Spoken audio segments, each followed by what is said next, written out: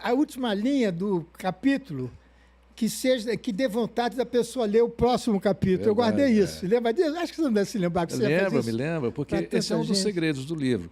Quando a pessoa termina de ler, ela fala, não, mas acabou. Mas como acabou? Né?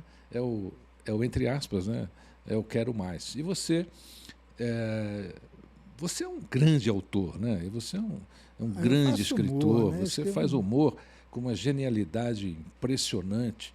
Aliás, a gente comentava aqui, acho que você e Chico Anísio são os dois grandes gênios, né, que o Brasil teve no Chico, tem em você ainda, e os maiores descobridores de talentos nessa área tão difícil que é fazer humor. É verdade. E realmente, para mim, cada vez que eu vejo um Paulinho Gogó, um Matheus Ceará, uma Marley, enfim, cresceram, que começaram fazendo cachê de R$ 500.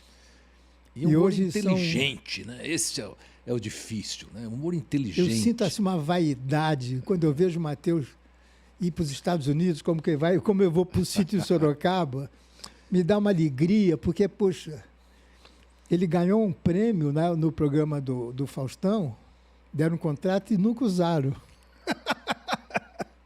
Porque o talento, ele precisa ser descoberto, ele precisa ter uma oportunidade. Eu tenho muita gente que me procura, fala, Romão, dá para você dar uma olhadinha nesse livro aqui?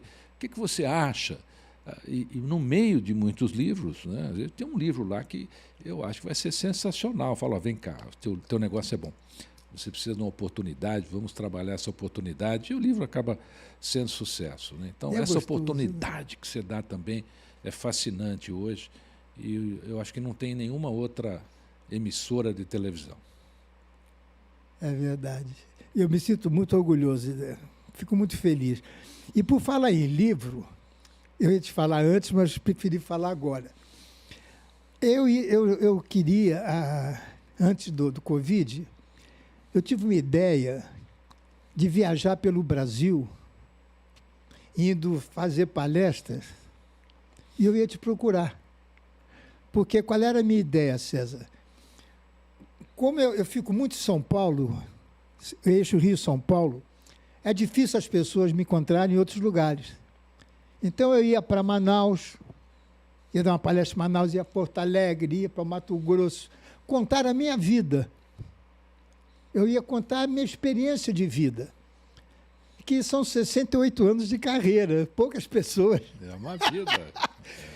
E o que aconteceu? Veio a Covid e eu perdi a vontade. E sabe o que eu fiz? Escrevi um livro, que eu estou esperando agora um amigo meu, não se conhece, César Romão, você já ouviu falar nele? Conheço pouquinho. Ia falar com ele, mas é difícil me encontrar com ele. Eu quero lançar esse livro, eu quero que você faça novamente tudo. O livro está pronto. Com o maior prazer. Eu só estava esperando... eu tenho certeza absoluta que será mais um sucesso. Mais um sucesso. É que eu vou contar, não é a autobiografia, não, César. É a minha vida no rádio, no circo, na televisão e no teatro. O que eu fiz, coisas que aconteceram, as porradas que eu levei, os fracassos, o sucesso. Carlos, isso é muito importante, porque nós estamos numa época do apagamento da memória. Então, você fala de rádio hoje, as pessoas não têm noção do que era o rádio. Nenhum. Você fala hoje do bastidor da televisão, as pessoas não têm noção, né, de como era a televisão, né, tudo ao vivo, tudo uma coisa estranha. Né? Eram duas câmeras preto e branco. A primeira transmissão de televisão do Brasil começaram a transmitir, aí descobriram depois que ninguém tinha televisão. Aí Chateaubriand coloca começou a televisão a comprar, lá no MAP, né? Começou a comprar, mandou vir espalhar a televisão, no Jockey e no Mapping, né? Foram os primeiros lugares. Essas histórias hoje estão sendo esquecidas. E acredito que ninguém melhor que você hoje para contar sobre esse universo. Até os próprios jornalistas hoje, eu como vice-presidente da Associação Paulista de Imprensa, eu sinto essa carência de conhecimento. Sabe? Eles não sabem como era feito um jornal no teletipo. O que é teletipo? A gente precisa manter essa memória. Eu não tenho dúvida que o seu livro fará esse papel, a nossa cultura aqui no Brasil. Vai ser interessante, porque tem muita coisa que eu vou contar no livro, que eu botei no livro, que as pessoas nem imaginam como é lá dentro a coisa. Que não é essa fábrica de fantasia. Imagina só, quantas perguntas as pessoas não gostariam de te fazer. Mais ou menos isso, né? Então, todo mundo gostaria de perguntar alguma coisa. Eu tenho certeza que você vai responder a pergunta de grande parte do público brasileiro. E você? Dando palestras, Carlos, dando aulas? Continuo. Antes das palestras, né, a minha carreira de palestra começou por causa do sucesso do meu primeiro livro, A Semente de Deus, em 1991. As pessoas ligavam no escritório, o livro tomou todas as listas de mais vendidos na época, foi um fenômeno. De autoajuda, né? A Semente de Deus foi o primeiro livro, em 91, mais ou menos. E aí ligavam no escritório e falavam assim, Romão, você só escreve ou fala? Pô, pergunta estranha, né? Não, eu falo. Você não quer vir aqui contar sobre o livro? E aí eu comecei a fazer contagem do livro, né? Eu ia contar a história do livro. Aí um dia eu fui fazer um evento e foi nesse dia que eu posso dizer que começou a minha carreira de palestra. Aí falei sobre o livro, aí antes de entrar, o organizador me chamou e falou assim, Romão, você tem que assinar esse envelope aqui, esse documento. Eu assinei e nem vi. E ele me deu um envelope. Falei, mas o que é isso? Ele falou, é o cachê. Falei, não precisa, doa aí para alguma casa de caridade. Não, se você não aceitar, você não pode subir no palco. A nossa empresa tem que pagar o cachê do palestrante. Aí aceitei, fiz a palestra, fui embora, peguei aquele envelope, deixei na minha pasta e ali ficou. Depois de um mês, praticamente, essa pessoa me liga e fala assim, Romão, você perdeu o cheque? Falei, que cheque? Ele falou, você recebeu, você precisa descontar aquele cheque, não caiu até hoje. Falei, rapaz, é verdade. Aí peguei, falei, peraí. Peguei a pastinha, abri o cheque, né? Falei, você está brincando comigo? O que é isso? Ele falou, não, é o cachê que nós pagamos a todos os palestrantes. Falei, você está brincando? Tudo isso? Ele falou, não, qualquer palestrante que vem aqui recebe isso. Então, posso descontar? Ele falou, pode, é seu, está no seu nome. E aí, quando eu descontei aquele cheque, Carlos, eu falei, olha, eu preciso ficar mais atento com isso. É uma carreira. Claro. Né? É uma carreira. Um cachê daquele. E falei, nova, mais ou menos, né? É uma carreira que... E aí eu comecei a fazer palestra, passei a cobrar. Eu não acreditava muito que as pessoas iam aceitar a cobrança, aceitava a cobrança, fazia o pagamento. E hoje eu tenho um escritório, né, que administra as minhas palestras e também ensino outras pessoas a fazerem palestras. Você tem um escritório? Isso, para administrar as palestras, exatamente. E oriento, vamos supor, tem muita gente que quer começar na carreira, eu oriento. Com o Rony Fon você fez isso. O Rony foi meu primeiro aluno. Conta essa história para a gente que vale a pena. Eu conheço a vida dele toda. Um dia nós estávamos na casa do Rony. Rony, um super abraço, ele vai estrear de novo aí. Eu desejo a você muito sucesso. A televisão deve muito a ele, viu? Tem que pedir muita desculpa a ele. Exatamente. O Rony também é um irmão, né? Um irmão de existência. E a gente está na casa dele, e aí uma empresa ligou e fechou uma palestra. Não, pô, não vou fazer, porque eu falei, não, Rony, vamos fazer. Né? Não, mas eu nunca fiz, eu só sei fazer show, eu sei cantar. Eu falei, não, olha, vem cá, vamos lá, eu vou mostrar para você como é que eu faço. E o Rony, com aquela genialidade a cultura dele, que ele tem, não é brincadeira, com a cultura que ele tem, é uma coisa impressionante. Ele foi ao palco com uma facilidade, né? Bom, já tem toda a história, né? O background de artista, né? E arrasou. Depois tem uma outra história muito engraçada. Um dia, nosso querido Eduardo Araújo me ligou, falou, Romão, preciso que você fale com a nossa saudosa Silvinha Araújo. Na minha opinião, a maior cantora que esse país já teve. Cantava muito, né? Muito. Mas e ele também é maravilhoso, né? Eu falei, o que foi, Eduardo? Não, Silvinha está brigada comigo. Eu falei, mas por quê? Ele falou, não, ligou um cidadão aqui, querendo fazer uma convenção, e perguntou se a Silvinha fazia palestra, porque é uma convenção só de mulheres. Aí eu falei, fazia. E aí ele perguntou quanto era, e eu cobrei. Aí ele pediu a conta, eu dei. Romão, o cara depositou. A Silvinha quer que eu devolva o dinheiro, porque ela não faz palestra, e agora está brigando comigo. Eu falei, não, Eduardo, vamos resolver. Aí falei com a Silvinha, falei, Silvinha, vamos fazer uma palestra para você? E aí fiz a palestra para a Silvinha encarou um público no Maxud Plaza, imenso, Maxud lotado, e ela arrasou, foi sensacional, aplaudida de pé. Eu me lembro que o Eduardo ficou muito emocionado, ele falou assim para mim, dá para melhorar um negócio desse, Romão? Falei, dá. Eu estava com uma rosa na mão, falou, pega essa rosa, sobe no palco, entra por trás e canta com ela. Bom, aí veio abaixo, né? O Maxud foi... Então tem muitas histórias, muitos alunos, muita gente que hoje está no mercado aí.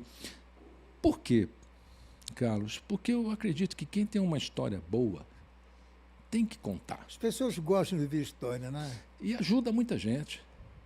A sua história mesmo. Quantas pessoas você não vai ajudar com o seu livro? Quantas pessoas você não inspirou com os livros que você lançou? Mas a tristeza de não poder fazer palestra eu vou carregar, porque não tenho mais voz para isso, nem saúde, né?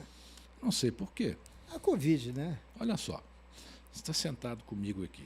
Com você é fácil, você atravessa a noite. Não te vejo há 10 anos, eu passar a noite Você vai fazer aqui. o seguinte, a gente vai pôr um banco de praça lá, qualquer cidade que você for, a gente fala, prefeito, bota um banco, você senta e conversa, porque a palestra é isso, ela é uma conversa. Você não precisa pular, cantar, colocar som alto. A coisa que mais fascina o ser humano é uma boa história. Tanto que nós, nos nossos antepassados, se voltarmos, né, aos hominídeos, à nossa pré-história, você vai ver o que as pessoas faziam? Acendiam uma fogueira, ficavam conversando. O pessoal que faz romaria e tal, à noite acende uma fogueira e faz o quê? Conversa. A palestra, eu tenho essa visão, eu acho que a palestra é isso. Às vezes a pessoa fala, não, mas precisa fazer uma projeção, mas precisa pular, o povo precisa cantar. Então a sua história não é boa. Entendeu? Se a sua história é boa, você sentadinho, como você está aqui hoje, você conta a sua história. Ela é boa, as pessoas vão gostar. E outra, ninguém quer ver você pular, gritar, cantar. As pessoas querem conhecer você. Então, os meus alunos, eu sempre digo isso, falo, se você não tiver uma história boa, a gente tem que arrumar uma história boa. Mas como é que você ensina a pessoa? Isso que eu queria saber. Como é que você faz uma pessoa que nunca fez uma palestra virar um palestrante para ganhar 80, 100 mil reais para falar uma hora?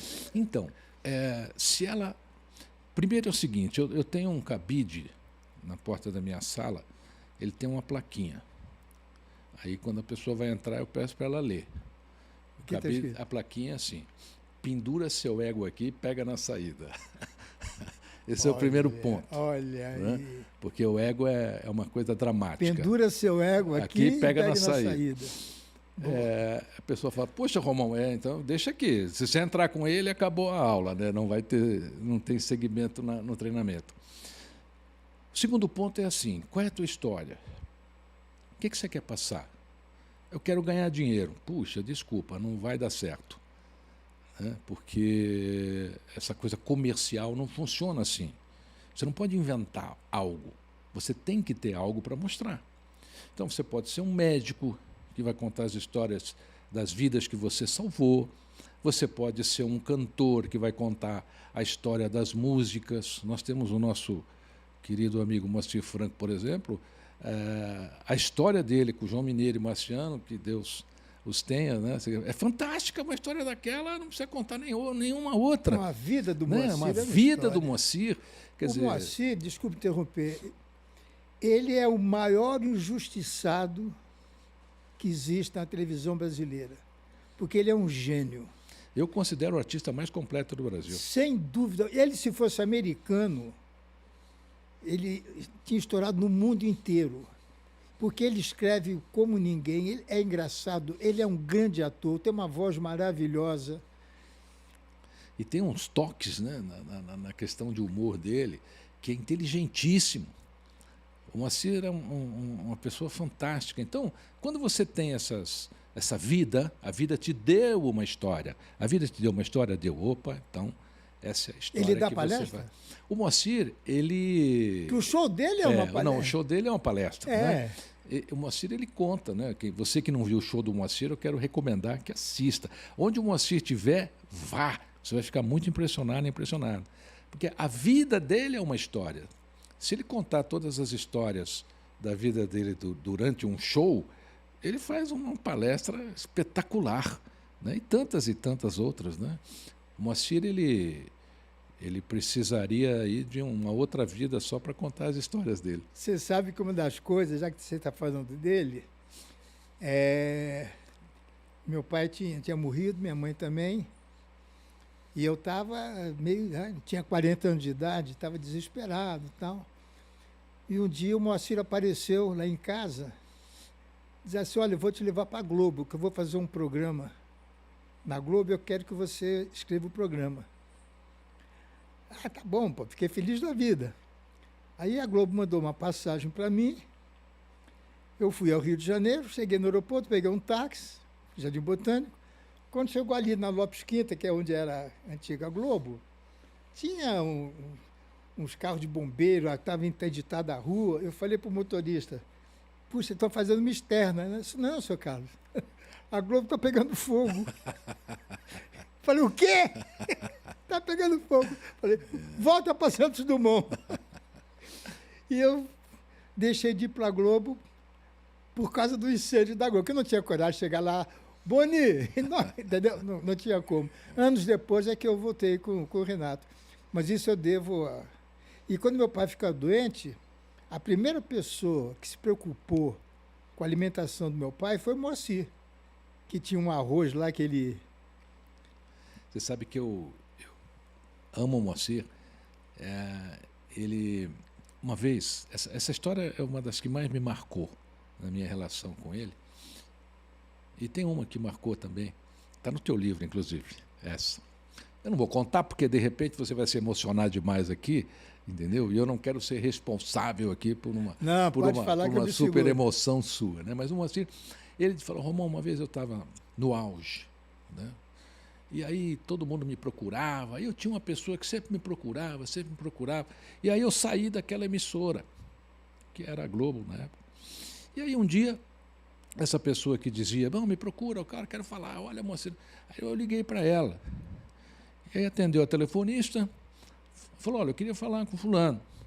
Mas quem quer falar? Falou, Moacir Franco, um minutinho. Aí passou para a recepcionista do andar. Aí a recepcionista do andar, mas quem quer falar com ele? Falou, Moacir Franco, vou passar para a secretária dele. Aí passou para a secretária do cidadão. A secretária do cidadão pegou e falou assim, mas o senhor é quem? Ele falou, Moacir Franco, mas o senhor quer falar com o presidente da empresa? Ele é meu amigo. Ué, espera um pouquinho que eu vou perguntar para ele, então. A secretária voltou e falou assim, ele pediu para dizer para o senhor do que se trata. Aí o Moacir respondeu para ela, genial. Era só saudade, mas já passou. Putz. Essa história me marcou, viu, Moacir? Está vendo? Estou relembrando aqui. E o Moacir, ele era muito gozador, né? E uma vez ele ligou para minha casa, eu era solteiro ainda, morava com meus pais, começo de carreira. E falou, eu quero falar com o Roberto. Quem quer falar? É o Getúlio Vargas.